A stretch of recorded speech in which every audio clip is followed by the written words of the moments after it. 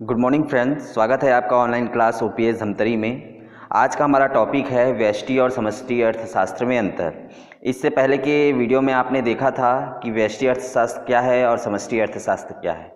व्यष्टि अर्थशास्त्र में केवल व्यक्तिगत इकाइयों का अध्ययन किया जाता है, लेकिन समष्टि अर्थशास्त्र में समस्त इकाइयों का या संपूर्ण इकाइयों का अध्ययन किया जाता है। तो इसी के अंतर्गत हमने इनकी विशेषताओं का पर भी चर्चा किए थे।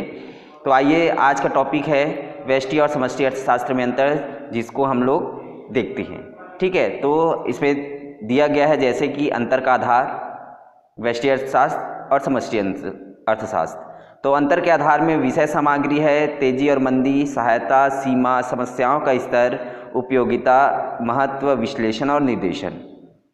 इसके अंतर्गत हम लोग देखते हैं व्यष्टि अर्थशास्त्र। विषय सामग्री के अंतर्गत व्यष्टि अर्थशास्त्र में व्यक्तिगत आर्थिक इकाइयों का अध्ययन किया जाता है। उसी प्रकार समष्टि अर्थशास्त्र में संपूर्ण अर्थव्यवस्था का एक समग्र इकाई के रूप में अध्ययन किया जाता है। तेजी और मंदी। व्यष्टि अर्थशास्त्र में व्यक्तिगत फर्म, उद्योग या व्यापारिक इकाइयों में तेजी व मंदी की विवेचना की जाती है, जबकि समष्टि अर्थशास्त्र के द्वारा संपूर्ण आर्थिक मंदी तथा आर्थिक तेजी का स्पष्टीकरण किया जाता है। सहायता की बात करें तो व्यष्टि अर्थशास्त्र में उपभोक्ता या फर्म को सर्वोत्तम बिंदु तक पहुंचाने में व्यष्टि अर्थशास्त्र सहायता पहुंचाता है। इसी प्रकार समष्टि अर्थशास्त्र में संपूर्ण अर्थव्यवस्था को सर्वोत्तम बिंदु तक पहुंचाने में समष्टि अर्थशास्त्र विशेष सहायक होता है। अब सीमा की बात करते हैं। व्यष्टि अर्थशास्त्र का क्षेत्र सीमांत विश्लेषण आदि पर आधारित नियमों तक सीमित है। दूसरा, समष्टि अर्थशास्त्र का क्षेत्र राष्ट्रीय आय, पूर्ण रोजगार, राजस्व आदि संपूर्ण अर्थव्यवस्था से संबंधित समस्याओं का विश्लेषण से व्यापक है। पांचवा अंतर का आधार है समस्याओं का स्तर। व्यष्टि अर्थशास्त्र एकमात्र व्यक्तिगत समस्याओं का ही समाधान प्रस्तुत करता है, जबकि समष्टि अर्थशास्त्र में संपूर्ण समस्याओं का विश्लेषण प्रस्तुत करने का प्रयास करता है। इसके पश्चात आता है छठवां नंबर, उपयोगिता। व्यष्टि अर्थशास्त्र केवल एक ही स्थान पर उपयोगी है, परंतु समष्टि अर्थशास्त्र समस्त राष्ट्र में उपयोगी होता है। उसके पश्चात है सातवां नंबर, महत्व। व्यष्टि अर्थशास्त्र केवल सिद्धांतों की सत्यता का मापदंड प्रदान करने के लिए महत्वपूर्ण होता है, जबकि समष्टि अर्थशास्त्र संरचना में निहित भ्रम को दूर करने का महत्वपूर्ण होता है। फिर आता है विश्लेषण। व्यष्टि अर्थशास्त्र कीमत विश्लेषण से संबंध रखता है और समष्टि अर्थशास्त्र का लक्ष्य आय का विश्लेषण करना है। निर्देशन में है व्यष्टि अर्थशास्त्र व्यक्तिगत कीमत, उत्पादन, उपभोग आदि की ओर निर्देश करता है, जबकि समष्टि अर्थशास्त्र सामान्य कीमत स्तर, राष्ट्रीय आय और संपूर्ण अर्थव्यवस्था की ओर निर्देश करता है। इसका अर्थ यह है बच्चों की व्यष्टि में केवल एक ही इकाइयों पर या एक ही पहलुओं पर ध्यान दिया जाता है, जैसे कि विषय सामग्री में बताया गया केवल व्यक्तिगत इकाइयों का अध्ययन किया जाता है, लेकिन समष्टि अर्थशास्त्र में समग्र इकाइयों का अध्ययन किया जाता है। तेजी और मंदी क्या होता है? व्यष्टि अर्थशास्त्र में केवल व्यक्तिगत फर्म की तेजी और मंदी दिखाएगा, लेकिन समष्टि में संपूर्ण आर्थिक मंदी और आर्थिक तेजी दिखाएगा। सहायता प्रदान करने के लिए केवल यह एक विशेष फर्म या उपभोक्ता को सहायता पहुंचाएगा, लेकिन समष्टि में संपूर्ण अर्थव्यवस्था को क्या करेगा? सहायता पहुंचाएगा। उसी प्रकार जैसे कि सीमा में देखे थे हम लोग, व्यष्टि अर्थशास्त्र क्षेत्र क्या होता है? सीमित होता है ना, लेकिन समष्टि अर्थशास्त्र में संपूर्ण इकाइयों का अध्ययन होता है, तो इनका सीमा क्या होता है?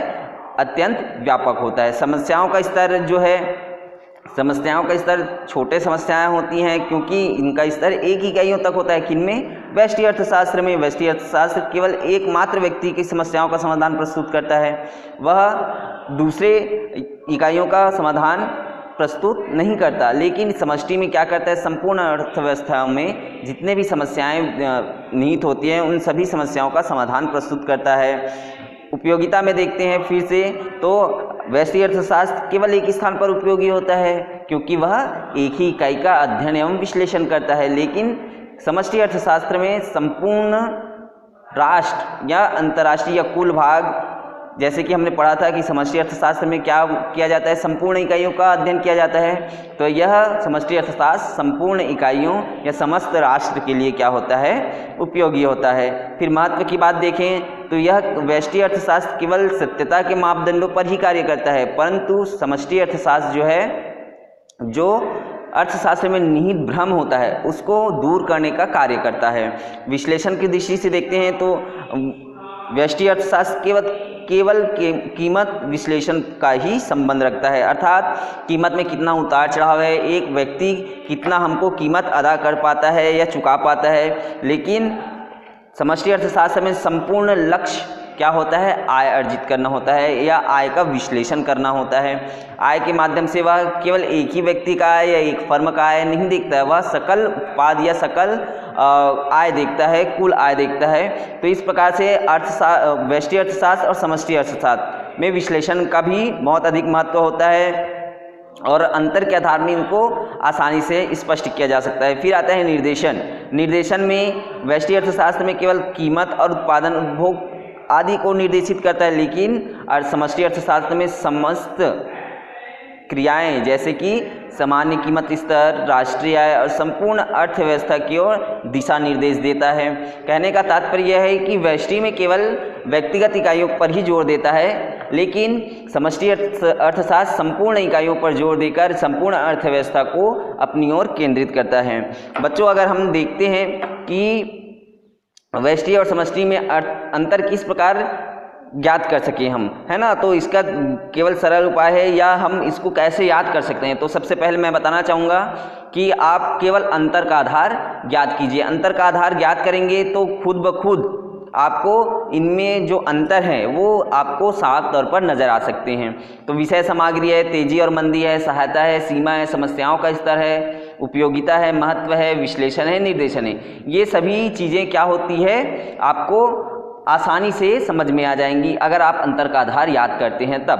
अंतर का आधार याद है आपको और व्यष्टि अर्थशास्त्र और समष्टि अर्थशास्त्र की परिभाषाएं आपको समझ में आई हैं तो आप आसानी से दोनों के मध्य अंतर स्पष्ट कर सकते हैं।